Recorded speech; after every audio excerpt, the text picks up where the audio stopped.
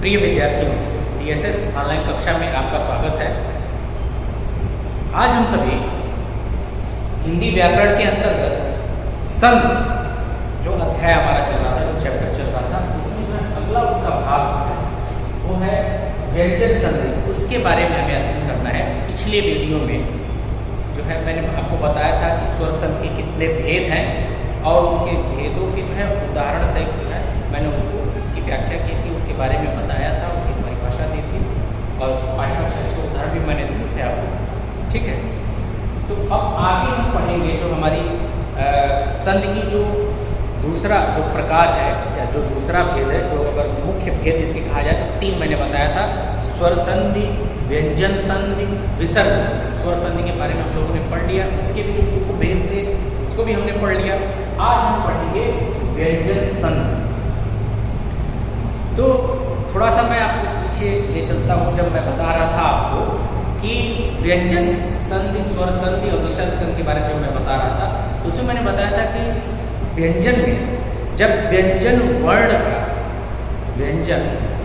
का मेल या जोड़, ठीक है, व्यंजन वर्ण का मेल या जोड़ जब किसी अन्य व्यंजन या फिर स्वर के साथ, यहाँ याद रखने वाली बात यह है, आपने स्वर में देखा था स्वर का मेल स्वर से हो रहा है, ठीक है, लेकिन यहाँ आपको क्या देखना है, व्यंजन में व्यंजन का मेल तो व्यंजन से होगा ही, तो व्यंजन संधि होगी। साथ ही साथ दूसरी जो स्थिति है या दूसरा जो कंडीशन है इसमें कि व्यंजन का मेल स्वर से भी होगा तो वह व्यंजन संधि होगी। ठीक है, इसी आधार पर हम इसकी परिभाषा जो है कह सकते हैं या लिख सकते हैं कि जब व्यंजन के बाद किसी स्वर या व्यंजन के आने पर, जैसे व्यंजन के बाद किसी स्वर या व्यंजन के आने पर जो मेल या जोड़ होता है और उससे जो विकार उत्पन्न होता है, जो परिवर्तन होता है, उसी को हम क्या कहते हैं, व्यंजन संधि कहते हैं। देखिए यह चीज मैंने यहाँ पे लिखा है, व्यंजन के बाद किसी स्वर या व्यंजन, यहाँ ये याद रखिएगा कि सिर्फ व्यंजन का व्यंजन ही नहीं, व्यंजन के बाद स्वर या व्यंजन कोई भी हो सकता है के आने के बाद जो विकार या परिवर्तन, ये सब बार बार आ रहा है, मैंने आपको बता दिया था विकार का होता है परिवर्तन, इसीलिए दोनों शब्द मैं यहाँ लिखता हूँ ताकि आप समझ जाएगा, विकार नहीं समझ, परिवर्तन समझ जाए, तो उसको हम क्या कहते हैं, उसे हम कहेंगे व्यंजन संधि। ठीक है, एक बात और समझिए, व्यंजन वर्ण के बाद जब कोई व्यंजन वर्ण आता है या फिर स्वर वर्ण आता है तो उनके परस्पर मेल से जो विकार या परिवर्तन उत्पन्न होता है उसको हम क्या कहते हैं, उसको कहते हैं व्यंजन संधि। उदाहरण से देखिए, आपको समझ में आ जाएगा, ध्यान पूर्वक देखिए, दिक् प्लस गज। ठीक है, अब देखिए ना कि मैंने प्रथम और द्वितीय बताया था दोनों। अब प्रथम जो शब्द है इसमें अंतिम वर्ण क्या है, क। देखिए इसी पहचाने की है कि जब भी व्यंजन संधि आएगी तो जो प्रथम शब्द का जो अंतिम वर्ण होगा वो व्यंजन होगा, अर्थात उसमें हलंत लगा होगा, बिना हलंत के वो नहीं होगा। ठीक है, यही इसकी पहचान है, यही इसकी मुख्य पहचान है कि व्यंजन संधि में जो प्रथम वर्ण होता है उसका अंतिम जो वर्ण है, प्रथम शब्द का जो अंतिम वर्ण है, अंतिम जो ध्वनि है, वो हमेशा स्वर रहित होता है और उस स्वर रहित करने के लिए वहां हलंत लगा होता है, तो ये पहचान करने में आपको आसानी होगी। ठीक, अब इसकी जो है संधि, अंतिम वर्ण की जो है संधि किससे हो रही है, ग से। ठीक है, अब देखिए यहाँ पे ग में हलंत नहीं है, अगर ग को हम खंड करेंगे, टुकड़े करेंगे तो ये ऐसे हो जाएगा और निकल आएगा व हलंत, स्वर रहित हो गया। ठीक, तो हमें जो है दूसरे शब्द का जो प्रथम वर्ण क्या मिला, वो मिला जो कि एक व्यंजन है। ठीक है, वो क्या है, एक व्यंजन है। तो यहाँ व्यंजन संधि हो रही है कि नहीं, यहाँ देखिए क प्लस और ग, इसको ध्यान से, क यहाँ से मिल गया और यहाँ से हमें ग मिल गया, इसका जो इसकी संधि हो रही है तो ये दिक् प्लस गज, ये क्या हो जाएगा, दिग्गज, दिग्गज। अब देखिए ये जो ग है वो जो है इस अपने इस वर्ग के किसमें, तीसरे वर्ण में परिवर्तित हो जाएगा। ये नियम होता है कि मैं बताऊंगा, अभी इसको आगे मैं बता रहा हूँ। पहले यहाँ से आपको क्या समझना है कि व्यंजन के बाद व्यंजन आया है, ये दिग्गज हो गया है। ठीक है, मेन हुआ है इसका, तो ये गौ में बदल गया है, गौ में ग में परिवर्तित हो गया है। क ग, तीसरा जो वर्ण है ग है, इसमें बदल गया है। देखिए आधा ग है। ठीक वैसे ही यहाँ देखिए मैंने यहाँ आपको बताया कि व्यंजन का मेल हुआ। अब यहाँ देखिए एक उदाहरण है स्वर का मेल कैसे होता है। क यहाँ पे क्या है, व्यंजन है क्योंकि यहाँ हलंत लगा हुआ है, यहाँ स्पष्ट हो रहा है। प्लस और क्या है, स्वर है। अब इन दोनों का जो है मेल हो रहा है। यहाँ किसका मेल हो रहा है, क के साथ देखिए यहाँ पर स्वर वर्ण का मेल हो रहा है, यानी एक व्यंजन है एक स्वर है, इन दोनों का आपस में मेल हो रहा है या जोड़ हो रहा है। ठीक, तो इससे जो विकास उत्पन्न होगा तो क्या होगा, व्यंजन संधि होगी। तो ये हो जाएगा दिगंबर। दिगंबर, दिगंबर इक्वल टू हो जाएगा दिगंबर। ठीक है, बराबर दिगंबर। तो यहाँ भी जो है संधि क जो है ग में बदल गया। ये क यहाँ देखिएगा, यहाँ किसमें बदल रहा है, ग में बदल गया। ग में बदल गया और ये अंग का मात्रा यहाँ नहीं है और वर्ग यहाँ नहीं है। तो इसका नियम होता है, ठीक है, कि प्रथम अपने वर्ग के जो है वो तीसरे में परिवर्तित हो जाता है। ठीक, आगे मैं ये नियम बताऊंगा, इसलिए मैंने यहाँ पे लिखा है, इसलिए लिख दिया हो ताकि जो है ये बताने का जो है समय ज़्यादा न लगे। ठीक है, चलिए तो आप समझ गए। एक उदाहरण मैंने यहाँ पे दिया कि दिग प्लस गज, दिग्गज, ये व्यंजन का व्यंजन के साथ मेल हो रहा है। ठीक है, और यहाँ पे यहाँ क्या हो रहा है, यहाँ व्यंजन का स्वर के साथ मेल हो रहा है तो ग बन रहा है। ठीक, समझ में आ गया। अब देखिए, अब यहाँ क्या है, अब हमने यहाँ पढ़ लिया कि व्यंजन संधि का नियम क्या है, किसे कहते हैं, उसकी परिभाषा। अब उसकी कई प्रकार नियम है, कई प्रकार के नियम है। जैसे जो है अपने वर्ग का तीसरे में परिवर्तित हो जाना, अपने वर्ग के जो है अंतिम वर्ण में परिवर्तित हो जाना, म संबंधी नियम, न संबंधी नियम, स संबंधी नियम। ठीक है, तो तमाम नियम है इसमें, लेकिन मुख्य आपको यहाँ पे पढ़ना है जो आपके पाठ्यक्रम में है, वो चीज़ें मैं बताऊंगा जिससे ज़्यादा प्रश्न पूछे जाते हैं, उसको मैं यहाँ पर आपको बताऊंगा। देखिए, जो पहला नियम है, अधिकांशतः ये पूछा जाता है कि वर्ग का प्रथम वर्ण के बाद जब उसी वर्ग का तीसरा, चौथा या अंतस्थ व्यंजन आए। अंतस्थ व्यंजन समझ रहे हैं ना, जब मैंने आपको बताया था वर्ण विचार, उसमें मैंने बताया था अंतस्थ व्यंजन, स्पर्श व्यंजन, अंतस्थ व्यंजन, संयुक्त व्यंजन, ऊष्म व्यंजन। अंतस्थ व्यंजन य, र, ल, व। ठीक है, य, र, ल, व। ये हो गया। तो इसमें नियम क्या है, पहला नियम क्या है हमारा, समझिएगा। इसी चीज को जो है बुक में परिभाषित कर दिया गया। ठीक है, तो मैं पहले यहाँ पे फार्मूले के रूप में लिख रहा हूँ, आप इसको अवश्य नोट कर लीजिएगा, समझने में आसानी होती है। नियम पहला क्या है कि वर्ग का प्रथम वर्ण, पहले तो वर्ग समझ लीजिए, इसीलिए मैंने इसको यहाँ पे लिखा है। हिंदी वर्णमाला में व्यंजन में जो है 5 वर्ग है, क, च, ट, त, प, क, च, ट, त, प। अब इन वर्गों का नामकरण कैसे किया गया है, इन वर्गों का नामकरण जो प्रथम वर्ण है इनके आधार पर किया गया, इनके आधार पर इनका नामकरण कर दिया गया है। क वर्ग में 5 वर्ण है, प्रत्येक में 5-5 है। आपने पढ़ा है कि स्पर्श व्यंजन 25 होते हैं, वही है स्पर्श व्यंजन। देखिए, क वर्ग में कौन है, च वर्ग में ऐसे ही, च वर्ग में सभी आ जाते हैं, ट में, त में और प। तो नियम हमने यहाँ पे क्या बताया, यदि वर्ग का प्रथम वर्ण पहले आया है, ठीक, उसके बाद उसी वर्ग का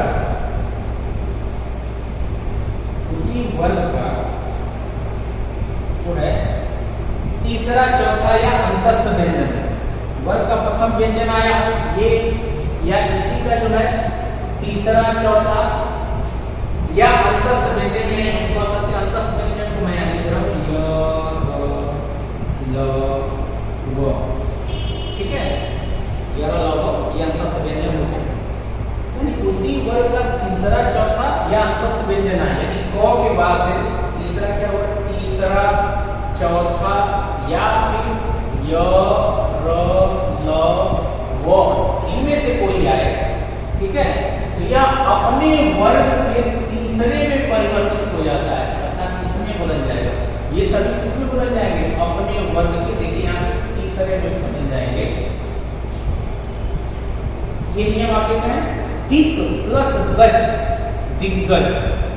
देखिए क वर्ग का ही ये सदस्य है, ग क क ग अंग, यानी क वर्ग में ही आता है। और नियम में क्या है कि उसी वर्ग का तीसरा या चौथा, ये तीसरा नंबर में देखिए क वर्ग में ही ये क के बाद से क ग, ये तीसरे नंबर पे है तो ग आता है या घ आता है, तो ये वर्ण जो है क जो किसमें परिवर्तित होगा?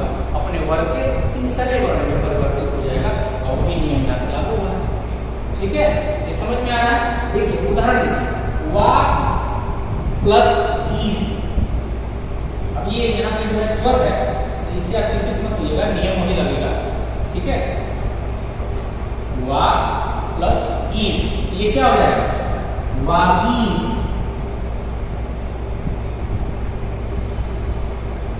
वागीस, ये क्या हो जाएगा? वागीस बराबर वागीस। क के बाद से जो है स्वर आया है, ये किसमें बदल जाएगा? क अपने वर्ग के तीसरे में परिवर्तित हो जाएगा, अपने वर्ग के तीसरे में परिवर्तित हो जाएगा। तो क में परिवर्तित हो गया और ई की मात्रा, ये बड़ी ई यानी दीर्घ ई है, यहाँ ई की मात्रा आ गई। ठीक, इसको देखिए गो, इसके आधार पे गो का परिवर्तन हुआ और ये ई की मात्रा यहाँ आ गई, ई वागीस। तो जगत प्लस अम्बा, जगदम्बा, जगदम्बा। ठीक है, तो के बाद से फिर स्वर आया है। ठीक, तो थ द, देखिए तो वर्ग यहाँ देखिए ध्यान से, तो वर्ग में तो थ द, तीसरा ये है, तो ये तो किसमें परिवर्तित हुआ है? द में।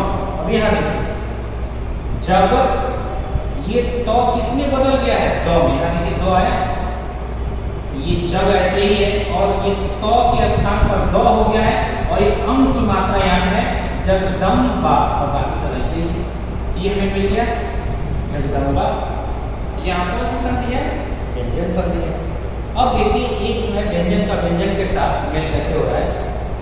सत प्लस गुण, तो यहाँ मिला है, तो का तीसरा वर्ण क्या है? तो थ द। देखिए तो का तीसरा तो थ द, दो है, याद रखिए। तो सत और गुण जब इसका संयोग करेंगे, इसकी संधि करेंगे, ये होगा सदगुण, सदगुण। ठीक है, ये क्या हो जाएगा? सदगुण। तो किस में बदल गया? दो में बदल गया, दो में बदला सदगुण। और ये क्या है? यहाँ तो वर्ण ये हो गया और यहाँ दो। ठीक, और ये बदल जा रहा है किसमें? दो। यहाँ देखिए दो मिला, ये हो गया सदगुण।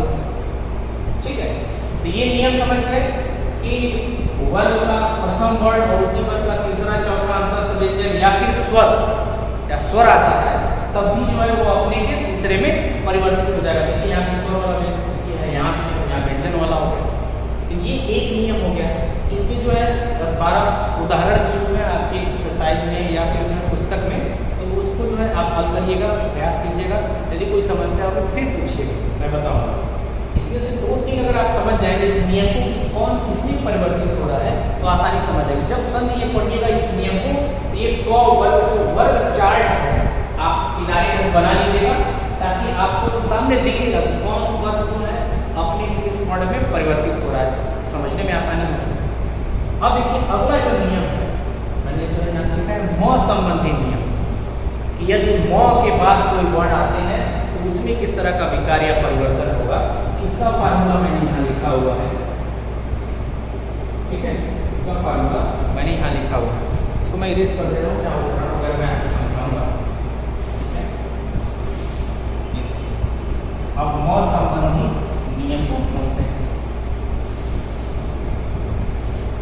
म संबंधी नियम हमें पढ़ना है।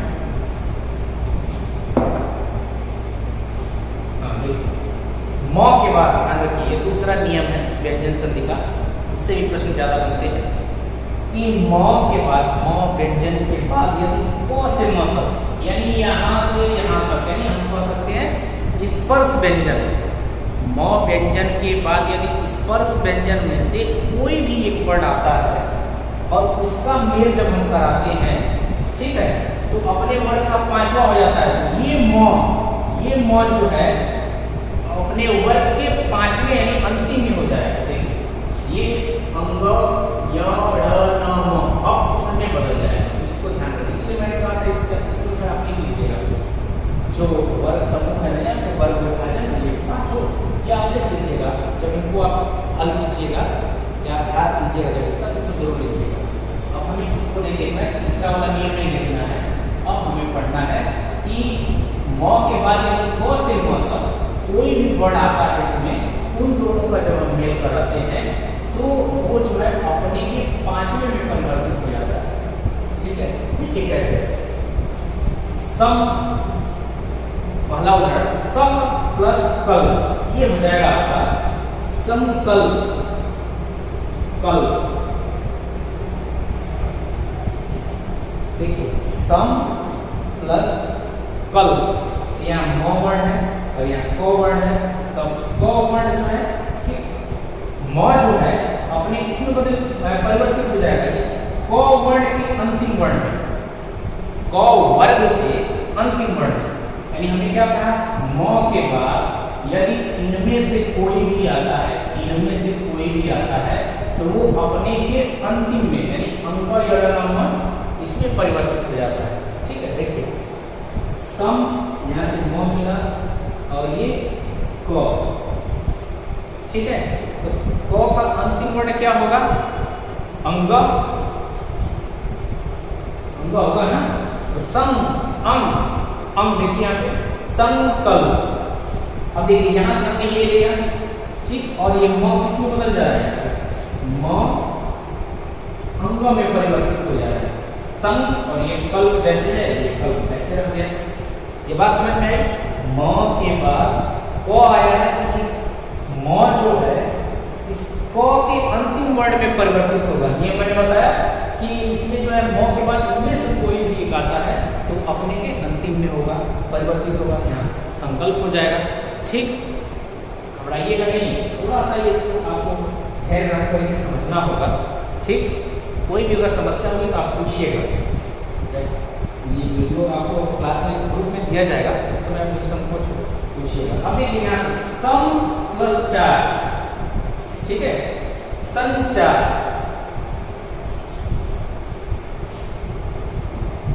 संचार,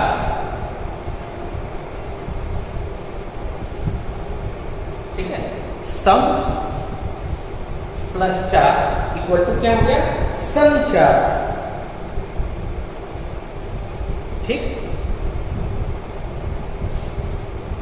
हाँ, ये देखिए सम प्लस 4 बराबर संचार।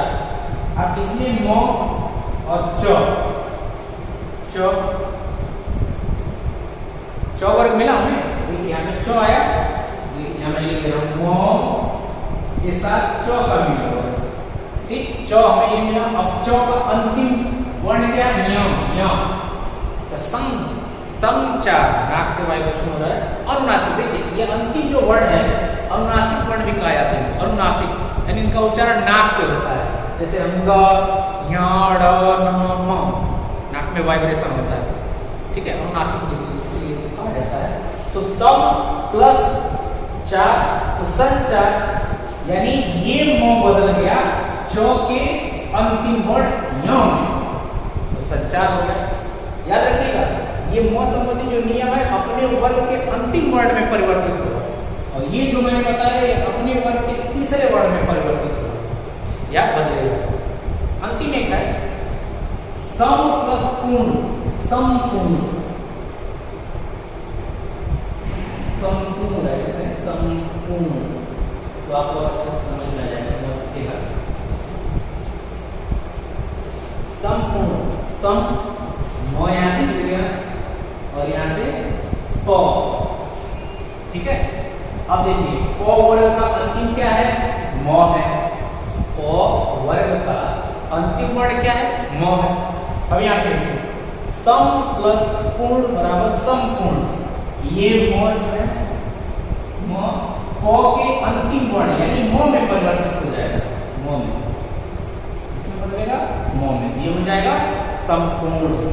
ठीक है, तो इस तरह के कई उदाहरण जो है आपकी पुस्तक में दिए हुए हैं, जैसे मैं यहाँ देख रहा हूँ संगीत है, संभावना है, ठीक है, और संचित है, संपूर्ण है, इस तरह की जो है संदेह है, संन्यास है, ये सब जो है आप अभ्यास करिएगा, उसमें दिया हुआ है, अगर समस्या होगी तो पूछिएगा। यहाँ बस आप समझिए पहले, और समझने के बाद इसका अभ्यास जरूर करिए, प्रैक्टिस करिए, उदाहरण को हल करिए, तो आपको ये आसान लगेगा, ये समझ में आ जाएगा।